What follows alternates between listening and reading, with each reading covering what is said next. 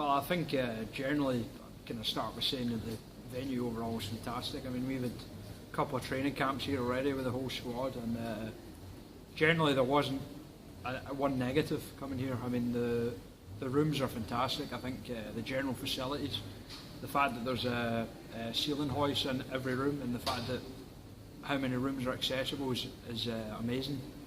Certainly going abroad and even going to some venues in Britain, they don't all have that available, so I think to have that here is just fantastic, really. And I hope it kind of sets a sort of benchmark for other venues, because perhaps you see this and think, you know, we could actually do this. It's incredibly important to have good facilities, and that's why us in the Scottish Government, along with Sport Scotland, are determined that we make sure that people have access to sport and the opportunity that sports brings, regardless of their ability, regardless of their age, and regardless of where they are. That's why this National Training Centre here in Largs is so important. It comes on the back of our Orium, it comes on the back of the Sports Village in Aberdeen, the Ravenscraig facility, and just last week we opened the National Academy for Curling. So facilities in the country have never been better.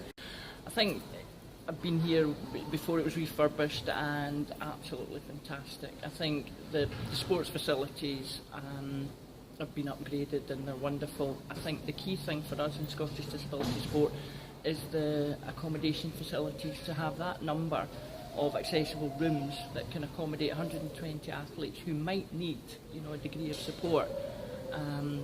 Is world class. The accessibility of this building is special.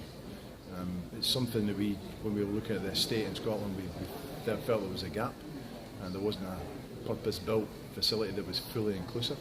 So that was our start point, and so therefore what we have now is something that's specially adapted and made for anybody to come here, regardless of their circumstances. So that could well be a first in the UK, it could be a first in Europe, it could be a first in the world, and for me that's brilliant, you know, from a Scottish perspective.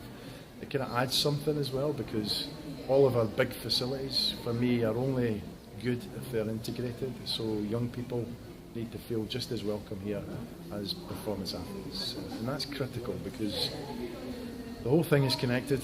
You know, if you're every performance athlete started as a young child at school, PE and after school activities. So that's the ambition, to make all of those facilities accessible and integrated, and to develop that performance but also those participation opportunities. I think on a general basis, you know, even to have disabled kids come play sport for fun, participation level is crucial at first. I think you get athletes from that, but also general life, I think it improves.